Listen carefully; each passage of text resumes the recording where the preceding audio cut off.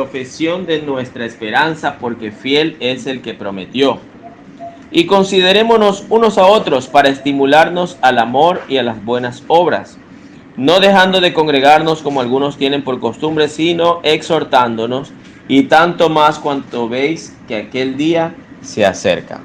Como vemos, esto no es algo individual, esto no es algo de uno para todos. Más vale podríamos decir que es de todos para cada uno, ¿no? Cuando nosotros empezamos una carrera, fíjense que en Hebreos dice, mantengamos firme y sin fluctuar, ¿qué cosa? La profesión. O sea que esto es un oficio, esto es una labor, podríamos decir esto es una carrera, esto es un proceso, pero no es un proceso de uno para con el resto, es un proceso de todos y cada uno de nosotros. Entonces, las sectas, las religiones, las filosofías se crean porque la gente tiende a seguir a uno que parece saber más que otro. Y si nosotros nos empezamos a seguir a alguien, ya sea el hermano que trae mensajes, ya sea la hermana que trae pensamientos, ya sea mi persona que traigo alguna idea revolucionaria por ahí, entonces nos convertimos en otra secta, en otra religión, en otra filosofía, en otra creencia, ¿no? Y no es ese el objetivo del cristianismo verdadero. Las enseñanzas del Evangelio no consisten en la enseñanza de uno para los demás.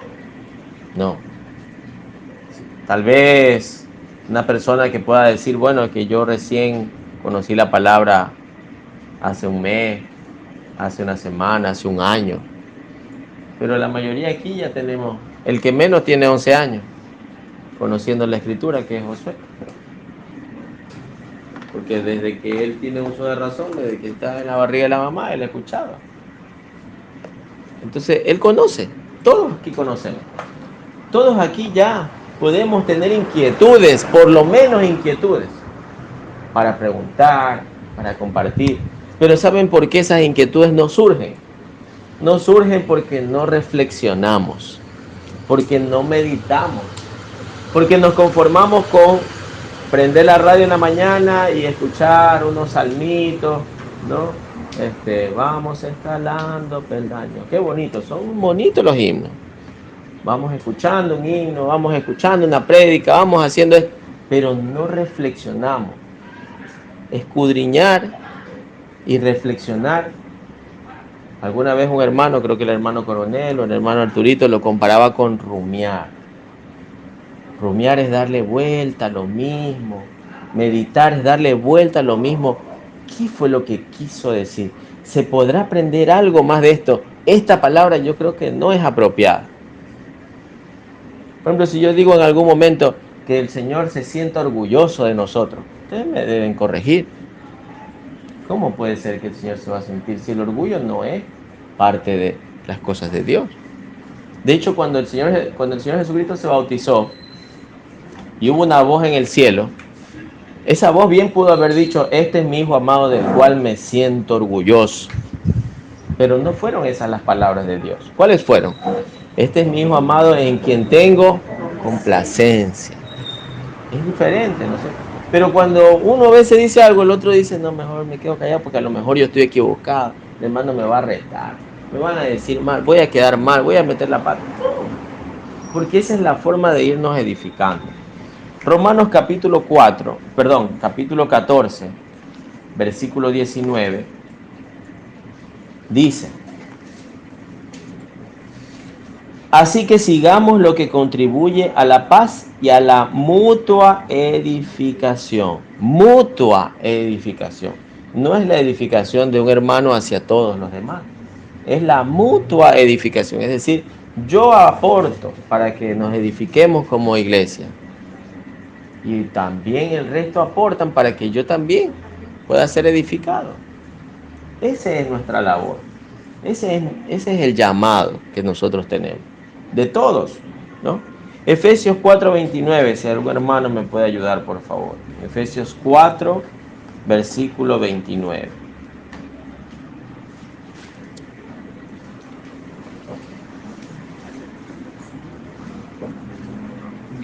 29, ¿no? Sí. Ninguna palabra corrompida salga de vuestra boca, sino la que sea buena para la necesaria edificación a fin de dar gracias a los oyentes. Amén. Ninguna palabra corrompida, dice, salga de vuestra boca, sino la que sea buena para la necesaria edificación. O sea que edificarnos no es algo que va a salir solo, es algo necesario, es algo que necesitamos edificar. Pablo dice también en una parte que sufro hasta que Cristo sea formado en vuestros corazones. O sea que no es algo que hoy creí, mañana me bauticé y ya me salió una aureola y ya tengo todo el conocimiento. No es así. No, nosotros tenemos que hacer que las cosas se cumplan, ¿no? Había una profecía en la que decía, creo que es en Isaías, que decía, he aquí tu rey viene a ti montado sobre un pollino de asna, ¿no?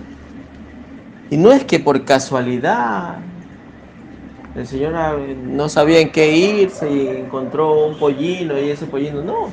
El Señor dijo, vayan a tal lugar y ahí van a encontrar y ahí va a pasar esto. O sea, Él hizo que la profecía se cumpliera. Para que las señales se cumplan, nosotros debemos primero conocerlas y segundo, nosotros tenemos que hacer que se cumplan. Si nosotros no intervenimos, no va a pasar nada. Por lo menos no va a pasar nada con nosotros. Tal vez haya otros. Yo siempre digo, cuando uno necesita una herramienta, uno busca lo que tiene a la mano. Y yo puedo necesitar un desarmador, pero busco el desarmador y el desarmador no aparece. Agarro un cuchillo y con un cuchillo también me puede servir. Antes estaba necesitando un martillo. No estaba el martillo a la mano, cogí la piedra de moler y la piedra de moler me sirvió. No es lo idóneo, no es lo ideal, pero uno la usa. Entonces tal vez nosotros podamos ser útiles o no, pero todos somos parte, dice la Escritura, del cuerpo, de la iglesia, del cuerpo de Cristo. Y cada miembro dice que tiene una función. Entonces, por más que uno de los miembros se saque el aire trabajando, pero si el resto no pasa nada, ese cuerpo no se mueve. Ese cuerpo está como sin vida. Entonces, es importante que cada uno de nosotros haga sus aportes, haga sus contribuciones, crezcamos cada uno, para que nosotros podamos conocer esa verdad del Evangelio, para que nosotros podamos reconocer esos tesoros que encontramos aquí. Dice, por ejemplo, la Escritura que el reino de los cielos es semejante a un hombre que agarra una red y comienza a separar los peces, ¿no? Y dice que también que el reino de los cielos es semejante a un hombre instruido que saca de su tesoro cosas viejas y cosas nuevas. Pero si nosotros no conocemos, si nosotros no escudriñamos, si nosotros no meditamos, no reflexionamos, no va a pasar nada, no vamos a tener ningún aprendizaje. Algo que a mí me llama, por ejemplo, la atención, que a veces yo me he puesto a reflexionar, por ejemplo, con mi hijo Josué. Mi hijo Josué es bien reflexivo. Y él se pone a pensar en cosas, a veces cosas que uno dice no tienen sentido, ¿no? Pero él lo hace. Y eso que él hace, no lo hacemos los adultos. Que se supone que tenemos más conciencia, más conocimiento. Y más aún, se supone que tenemos un interés por las cosas de Dios. Y sabemos que para poder comprender, para poder crecer espiritualmente, necesitamos reflexionar, necesitamos escudriñar, necesitamos meditar. Pero no, de aquí cerramos la palabra, escuchamos alguna otra cosa, de aquí hasta el domingo, de aquí hasta el próximo jueves, de aquí hasta y nosotros pensamos que estamos sirviendo a Dios, pensamos que estamos creciendo espiritualmente. No estamos creciendo. Así no crecemos. Y no estoy hablando de crecer en números, no. Los frutos, como mucha gente dice, ¿no? O mucha gente piensa que los frutos son las personas que yo traigo a la congregación. No, los frutos son aquí en el corazón. Casi todo lo que se habla en el Evangelio es adentro de nosotros, no es afuera. El Dios que habla el Evangelio, el mensaje de Cristo, es de dentro de nuestro corazón. No es un Dios externo. El Dios externo es el que quiere sacrificio, oro, sangre y un montón de cosas más. Que quiere una casa, que quiere todo eso. Ese es el Dios externo. Pero hoy ya sabemos que no es así como funciona. Que no es eso lo que vino a predicar el Señor Jesucristo. Porque si no, el Señor Jesucristo de última, ¿no? Le hubiera dicho a los judíos que ellos creían en otro Dios. Y entonces, no, mi Padre, Él quiere que le hagan otro templo de esta manera, de esta otra forma. Él no hizo eso. Porque dijo que el reino de los cielos está en medio de nosotros. Aquí. Dentro de nosotros. Dice la Escritura que el templo del Espíritu Santo, ¿quién es? Somos nosotros. Que Él habita en nuestro corazón. Entonces, afortunadamente nosotros no pertenecemos a una denominación. Porque es muy probable que si yo traigo esto en una denominación, el jefe de esta denominación va a decir: ¿qué estás hablando?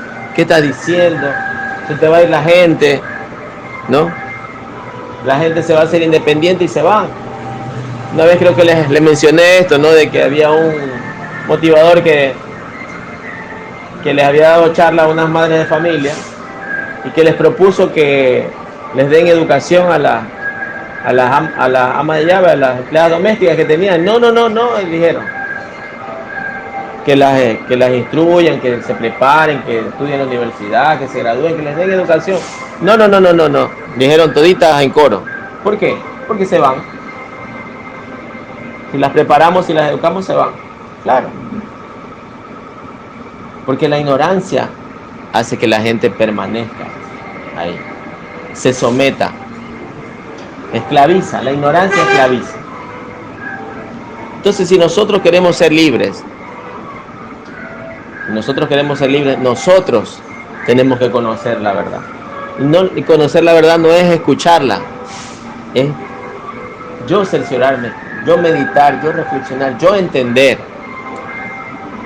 Entonces, ahí en mis momentos de oración, en mis momentos de lectura, que no sea una lectura nomás que estoy leyendo aquí, pero la mente sigue pensando que voy a cocinar esta noche, la novela se me está pasando, ¿no?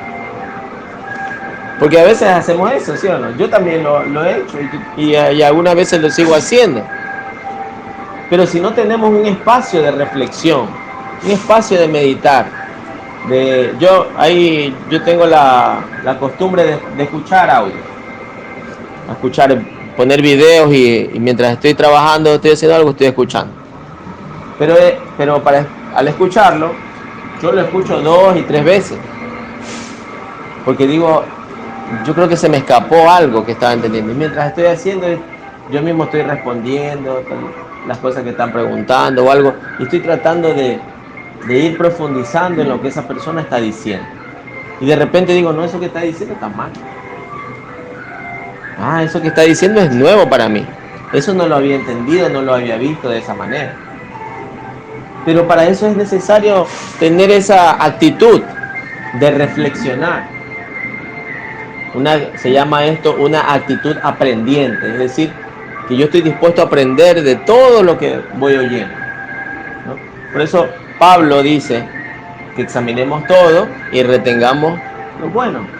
Habrán cosas que yo diga que no les hacen sentido. Está bien que así sea, pero habrán otras que esto me sirve, o esto me tocó, esto la verdad es que me está haciendo falta a mí.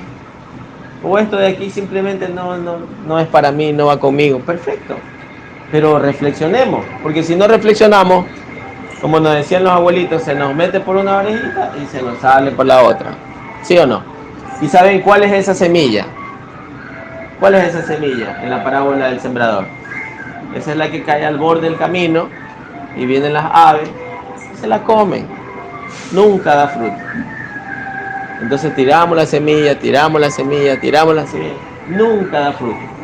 Porque ni siquiera llega a ser raíz, ni siquiera llega a germinar, ¿no?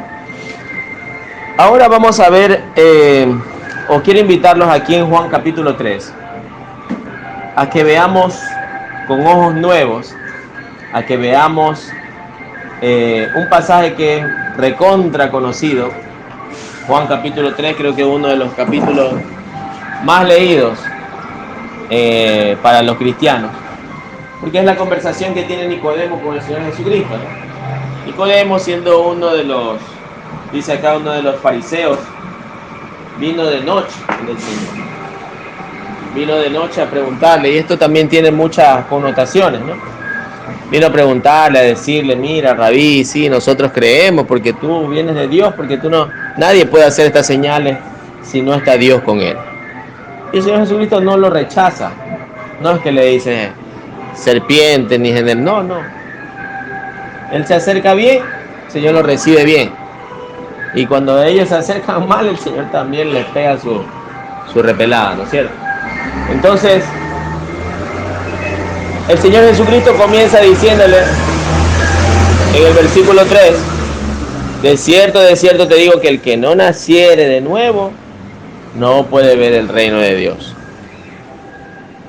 Y entonces con eso que empezó, como dicen por ahí, empezamos mal, dijo Nicodemo, porque eso ya desde ahí no entiende.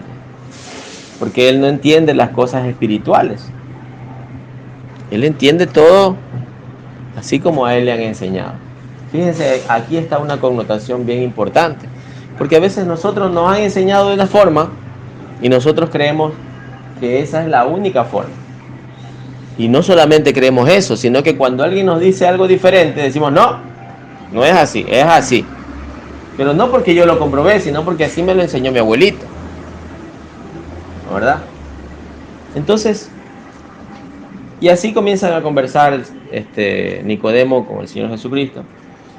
Y los versículos 16 y 17, que es en los que quiero reflexionar un poquito ya, digamos así, para terminar, ¿no? Para no hacer muy largo esto. Versículos 16 y 17 que son muy conocidos. Empecemos por el 16 que dice, porque de tal manera amó Dios al mundo que ha dado a su Hijo unigénito, para que todo aquel que en él cree no se pierda, mas tenga vida eterna. ¿Cómo podemos entender nosotros este pasaje que es uno de los más conocidos? Yo creo que nadie que se diga cristiano no conozca este versículo. De tal manera amó Dios al mundo que dio a su Hijo unigénito para que todo aquel que en él cree no se pierda, mas tenga vida eterna. ¿Cómo lo entendemos? A ver, un par de opiniones, a ver. Vamos a ver. El amor de Dios es infinito, a pesar de nuestros errores, de nuestros pecados. No se fijó en esa parte, sino en hacer solamente bondad. Bien. Porque esa es su naturaleza. Bueno. Muy bien. Es una oportunidad más que nos está dando. Ok. A pesar de nuestras fallas y de reconocer todo lo malo, nos da otra oportunidad para que confesemos.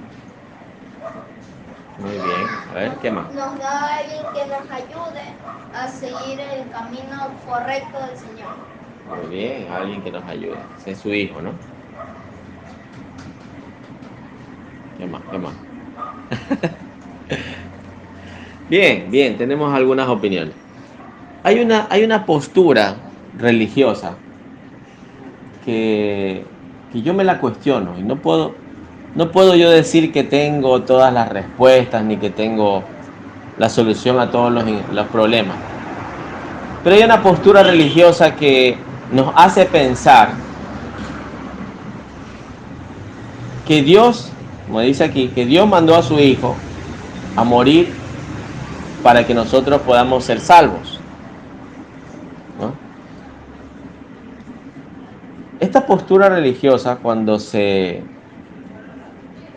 vuelve, digamos, intensa, vamos a usar esa palabra, nos puede llegar a hacer pensar que prácticamente Dios mató a su propio Hijo para darnos vida a nosotros. Yo no puedo entender esa postura. A mí me cuesta mucho entender esa postura. Que cuando dice aquí, de tal manera amó Dios al mundo que ha dado a su Hijo, ¿no? No dice que mató a su Hijo, no dice, nos lo dio, no dice que lo mató. Entonces, cuando yo me pongo a reflexionar sobre esto, yo digo, yo estoy entendiendo o estoy conociendo que el Padre Eterno no quiere sacrificios, ni holocaustos, ni Él necesita de nada. ¿Por qué vinculamos incluso la escena de Abraham con Isaac, ¿no? En la escena de Abraham con Isaac, Dios le dice a Abraham que mate a su hijo, que lo ofrezca en sacrificio, ¿verdad? Y Abraham dijo, listo, si hay que matarlo, lo matamos, ¿no? Y cuando ya lo iba a matar, apareció un carnero y... Bueno, esa escena que para mí es espeluznante, porque yo soy padre, y puede venir Gabriel mismo, Miguel, no sé quién se me puede aparecer, pero si a mí me dice, mañana quiero que mates a tu hijo, yo creo que yo no lo voy a hacer. Era una anticipo, digamos, ¿no? Porque me parece eso atroz.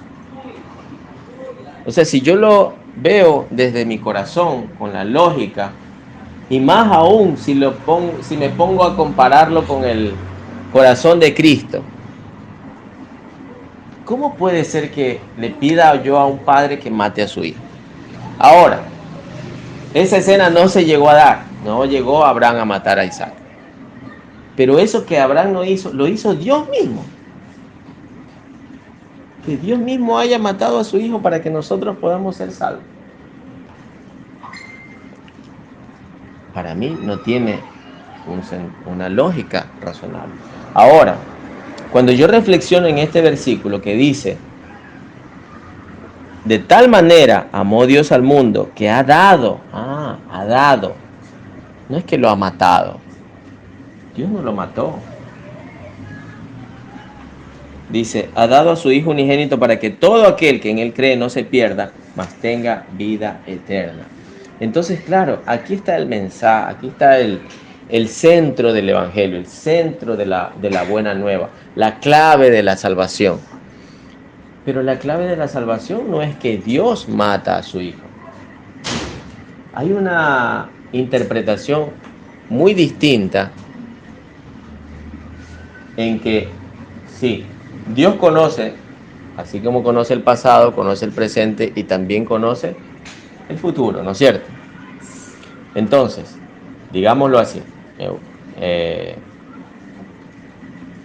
voy a hacer, no, me siento como el diablo, voy a ponerme en el lugar de Dios y voy a decir, no, pero no, yo entiendo con este pasaje que Dios sabía que si el Señor Jesucristo traía este mensaje a la tierra, lo iban a perseguir y lo iban a matar. Él lo sabía, pero su amor fue tan grande para la humanidad que era necesario para nosotros recibir ese mensaje, aunque le costara la vida. Pero no es que Dios lo mató. No es lo mismo. No es lo mismo. Claro, hay mucha diferencia.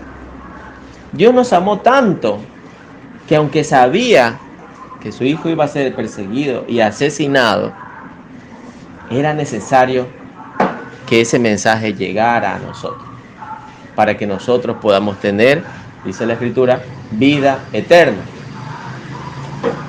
Hay una historia, por ejemplo, de un tipo que tenía un mini acuario, una pecera gigante, y que él, por más que medía la temperatura del agua, veía que estuviera los minerales necesarios, le ponía el oxígeno correcto, les daba de comer a los peces. Pero cada vez que él entraba a hacer algo con los peces se escondían de miedo, ¿no? Él esperaba pues que los peces le dieran las gracias, o que por lo menos lo quieran, ¿no? Pero los peces, claro, lo veían y sabían que él era el que les daba de comer, que les cambiaba el agua, que hacía todo, pero le tenían miedo.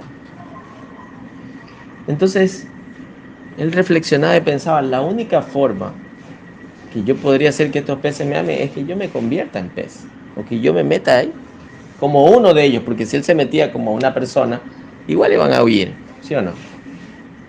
Y hay otra historia, la historia de un rey, de un guerrero que había enfrentado diferentes batallas, que había ganado de todo y que todo el mundo lo respetaba, todo el mundo le temía como por su poder y todo lo que él decía se cumplía inmediatamente.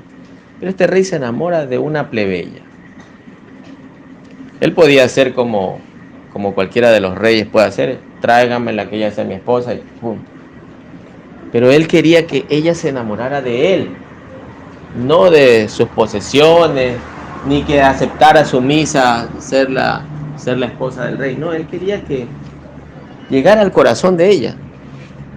Entonces él dejó su trono, se vistió con ropas de plebeyo, buscó un trabajo cerca de la casa de la chica y sin que ella supiera que él era el rey, él se la empezó a conocer, la empezó a cortejar y finalmente buscó ganarse el corazón de ella, no como rey, sino como una persona común y corriente. Esa es la historia de nuestro Padre, que estando donde está, se hizo pequeñito, se hizo uno de nosotros, ¿no? Y así pudo ver también cómo se vive aquí en la tierra. Y nosotros, como dice en la Escritura, en Juan capítulo 1 dice, y aquel verbo fue hecho carne y habitó entre nosotros, y vimos su gloria, gloria como del unigénito del Padre, lleno de gracia y de verdad. Claro, ¿cuántos de estos plebeyos habrán sido borrachines, abusivos, machistas y cuánta cosa? Pero este plebeyo era especial, ¿no es cierto? Porque tenía también un objetivo. Este verbo que fue hecho carne, dice la Escritura, que la ley por medio de Moisés fue dada, pero la gracia y la verdad vinieron por medio de Jesucristo. Este rey que se hizo hombre, que habitó entre nosotros, pudo ver a una viuda que daba todo su sustento, pudo percibir a una mujer que buscando sanidad tocó el borde de su manto y fue sanada. Pudo ver a un ciego que no llegaba al estanque en Betesda y lo sanó. Por eso dice en la Escritura que no tenemos un sacerdote que no pueda compadecerse de nosotros, sino uno que fue tentado, probado en todo, pero sin pecado, que vivió como uno de nosotros, que sufrió como uno de nosotros, que tuvo todas las condiciones como nosotros. O sea, no hay algo que nosotros podamos decir, es que no, pues el Señor no va a entender porque Él es Dios. No, Él se hizo uno de nosotros justamente para entender todo de nosotros. Incluso dice un pasaje que no había necesidad de que le hablaran del hombre porque Él sabía lo que había en el corazón del hombre. ¿Por qué? Porque Él era un hombre. Él vino como un hombre y sabía lo que había en el corazón del hombre. Entonces, nosotros debemos entender esto. El Señor Jesucristo no fue el sacrificio del Padre. No es que el Padre dijo, aquí hay que matarlo para... Yo les voy a decir, yo entendí y yo aprendí eso cuando yo era un niño. Me parecía raro, pero bueno, como decimos siempre, es Dios, ¿no? No hay que cuestionar. O así es, así está establecido. Pero ahora que yo personalmente digo, yo me estoy cuestionando todo. Lo analizo, lo reflexiono y lo filtro. Con mi poca inteligencia, con mi poca lógica, lo filtro y digo, no, Dios nos dio a su Hijo. Dios nos trajo el Evangelio. Nosotros necesitábamos conocer que habíamos sido secuestrados, que habíamos sido engañados, que habíamos sido manipulados por esta organización que se llama Diablo y Satanás y que se le identifica como el dragón en el Apocalipsis, ¿no?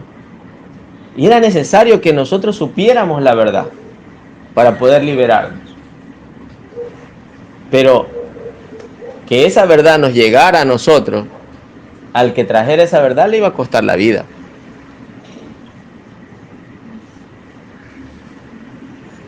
Entonces esa es la mecánica, ese es el proceso. Porque dice, por ejemplo, la Escritura, que el sacrificio, ¿cuál es el sacrificio que agrada a Dios? Creo que está, a ver, perdón, voy a leer en Hebreos 4:15, no sé si sea este el pasaje. Voy a leer en Hebreos capítulo 4, versículo 15. Y aquí dice, porque no tenemos un sumo sacerdote que no pueda compadecerse de nuestras debilidades, sino uno que fue tentado en todo según nuestra semejanza, pero sin pecado. ¿No? Es importante que nosotros entendamos, o mejor dicho, que nosotros no nos dejemos poner el velo religioso a la hora de entender las cosas espirituales.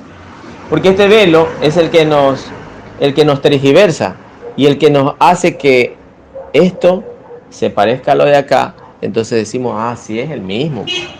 Si la escena es la misma, solo que acá sí se hizo y acá no se hizo. Cuando nosotros lo analizamos así, estamos analizando con el velo religioso. Dice la Escritura que debemos salir del campamento, ¿no? Llevando su vituperio, dice, si no me equivoco es en Tesalonicenses también. Y ese campamento es el campamento religioso. Dice la Escritura que cuando algunos leen la Escritura todavía tienen el velo de Moisés puesto encima. Y esa escena del velo de Moisés es una analogía de lo que se vive hoy en el mundo religioso. Mucha gente tiene el velo puesto. Y no por tener un velo puesto es más o menos que nosotros. No, porque nosotros también, yo puedo decir, yo mucho tiempo he tenido puesto el velo. Ese velo que no, o esa venda, vamos a ponerlo mejor, esa venda que no nos deja ver muchas cosas de la verdad. Y entonces andamos a tientas y necesitamos que alguien nos lleve. Porque el ciego, ¿qué necesita? Él necesita que alguien lo lleve. Pero cuando nosotros abrimos los ojos, por eso el Señor dice, cuando conozcas la verdad, ahí vas a ser libre. Si nosotros no la buscamos, siempre vamos a estar dependiendo de alguien. Y ese alguien también buscó a otro alguien, y ese otro alguien buscó a otro alguien. Y así es como se formaron las religiones. Gracias a que la humanidad en sí tenemos eso dentro de nosotros, que nos gusta ser cómodos. Nos gusta que nos den las cosas. Y nosotros como los pollitos nomás estar ahí comiendo y nada más, lo que nos pongan, ¿no? Hay gente que dice, por ejemplo, me gusta la gallina criolla. La gallina criolla no es de balanceado, ¿sí o no? Tiene que salir y buscársela.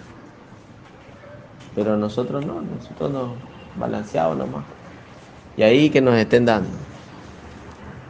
Pero es importante que nosotros entendamos o conozcamos. Por ejemplo, esto de que Dios envió a su Hijo para que aquel que en Él cree no se pierda, sino que tenga vida eterna. No es que Dios mató a su Hijo. No. Por eso nosotros muchas veces entendemos así, ¿no? Y entonces la Iglesia católica, especialmente, pero la Iglesia cristiana en general también lo hace de diferente manera, pero celebran la muerte. El otro día, por ejemplo, se celebró el día del descubrimiento de América, ¿no?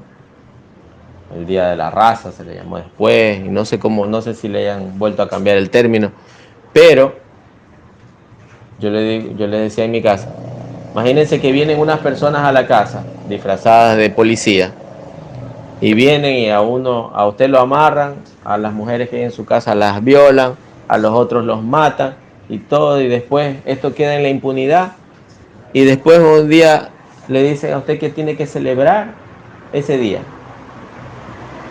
Eso fue lo que pasó aquí en América. Eso no fue un descubrimiento, ni fue del Día de la Raza, eso no fue conquista, eso fue una invasión. Eso fue un genocidio, eso fue una masacre. Pero a uno le enseñan a celebrar eso. Y tenemos como grande a Cristóbal Colón, ¿no? Hay una secta que era parte de la iglesia en ese tiempo, que eran los templarios. No sé si ustedes los hayan escuchado, pero les invito a que investiguen. Los templarios tenían un símbolo que es una cruz, con unas puntitas en los lados. Si ustedes ven en los libros de historia, las carabelas de Colón tenían el símbolo de los templarios. Los templarios no eran monjes, no, los templarios eran soldados, eran un ejército. Un ejército, ¿cómo se llama esto? Vaya, pues se me fue la palabra. Un ejército sanguinario, un ejército que iba a matar, a destruir a lo que se venga. Era el ejército de la iglesia, pero era un ejército bien bravo. Y los barcos tenían su símbolo. Pero como uno no conoce, como uno es ignorante, uno dice, bonita el símbolo que tiene, parece la Cruz Roja. No. Entonces uno tiene que conocer para poder entender cuál es la verdad. Porque si no, terminamos celebrando crímenes, terminamos festejando muertes, ¿no? Y nosotros se supone que nosotros celebramos la resurrección, la vida eterna, ¿no? Entonces es importante entender eso. Y el versículo siguiente, que no es menos importante, dice, porque no envió Dios a su Hijo al mundo para condenar al mundo, sino para que el mundo sea salvo por él. Este versículo para mí es tan importante como el anterior, pero es muy poco enseñado. Porque a nosotros nos enseñan a no contaminarnos. Y para esto incluso usamos un pasaje que está en 2 de Corintios capítulo 6, que dice, no os unáis en yugo desigual con los incrédulos, ni toquéis lo inmundo, y todas estas cosas, ¿verdad? Pero nos hacen a nosotros en la religión a tener miedo de contaminarnos. Pero ¿y cómo el Señor Jesucristo se juntaba con publicanos, pecadores y todo tipo de personas? Y si nosotros somos cristianos, o sea, seguidores de Él, nosotros no nos vamos a juntar. Entonces, ¿qué? Hacemos una élite de gente perfecta. Imagínese que usted va, bueno, mucha gente va al comisariato y el comisariato da una tarjeta de afiliado, que antes costaba, ahora es gratis, ¿no? Pero imagínese que usted diga, es gratis la tarjeta, ya yo quiero una tarjeta para tener descuento. Pero después que me da la tarjeta empiezo a decir, oiga, pero esa tarjeta el resto que viene hay que cobrarle. El dueño del comisariato le va a decir, pero no, yo no quiero cobrar. Para todo. No, pero ¿cómo va a creer que va a venir aquí cualquier gente y le va a dar a usted descuento? Es lo mismo que nada. Pero nosotros hacemos eso muchas veces. A nosotros se nos dio la salvación y la verdad gratis. y en la situación que hayamos estado, el Señor nos perdonó. Pero una vez que ya estamos adentro, entonces decimos, no, si tú quieres entrar, tienes que dejar de fumar. Si tú quieres entrar, tienes que vestirte así. Si tú quieres entrar, tienes que de esto, ¿no? Ahí ya no queremos que el resto entre. Ya estamos adentro, pero no queremos que el resto entre. Y no es así como Dios hace las cosas. Dice que Dios envió a su Hijo al mundo, no para condenar al mundo, sino para que el mundo sea salvo por él. O sea, lo que promueve el creyente es salvación, no condenación. Por eso no se predica sobre este versículo mucho. Porque por lo general el cristiano, y de esto peca más el evangélico, ¿no? Condena. No, porque se va al infierno por esto, por lo otro, y tiene una lista enterita, ¿no?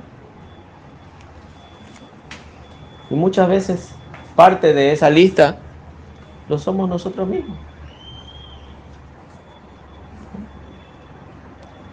Entonces, cuando nosotros discernimos acerca de por qué vino el Señor Jesucristo, entonces no vamos a tener reparo en juntarnos, no en hacer yugo, es decir, no involucrar nuestro corazón,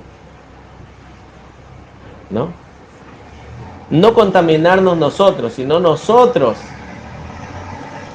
pasarles a ellos. Hoy estamos en un tiempo de pandemia, ¿no? Hoy estamos en un tiempo de virus, que la gente tiene miedo de contagiarse. Pero también se sabe que hay gente que puede... Imagínense que usted tenga la inmunidad, que acercándose a la gente usted pueda transmitirle la inmunidad al virus. Usted buscaría hacerlo. Mucha gente. ¿Usted cree que si la verdad que hay en nuestro corazón o la verdad de Cristo vive en nosotros, nos deberíamos poder contaminar? Se supone que deberíamos ser inmunes. Por algo dice la Escritura, si Dios es por nosotros, ¿quién contra nosotros? Entonces, no busquemos nosotros tener miedo de contaminarnos. Busquemos nosotros transmitir la inmunidad a otras personas. La inmunidad de la gracia, la inmunidad del amor, la inmunidad del perdón. De eso debemos ocuparnos.